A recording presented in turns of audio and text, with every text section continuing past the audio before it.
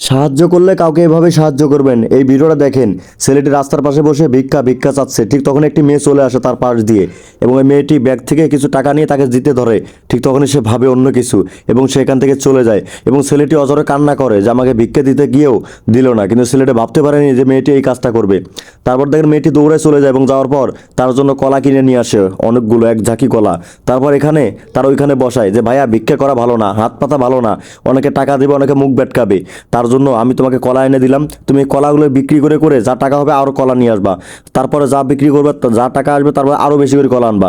তারপর দেখেন এই কথা বলে মেয়েটি যায় এবং ছেলেটি তাকে ধন্যবাদ জানায় এবং কৃতজ্ঞ হয়ে যায়। এবং তারপর দেখেন মেয়েটি দৌড়ায় চলে যায়, ঠিক তখন ছেলেটি বসে থাকতে থাকতেই দেখেন যে অনেকগুলো মানুষ চলে আসে, একটার পর একটা মানুষ চলে আসে এবং কলা দামাদামি করে কলা কিনে নিয়ে যায়। আসলে মানুষের কাছে হাত পাতাটা ওইটা বড় কথা না, হাত পাতলে তো অনেকে অনেক কথাই বলে, আবার অনেকে দেয় অনেকে দেয় না, তাই না? যদি পারেন এইভাবে কেউ কাউকে সাহায্য করবেন। আর আপনাদেরকে বলছি অবশ্যই এরকম হাত না বেড়ে কিছু একটা কাজ করে খান, তাহলেই ভালো হবে।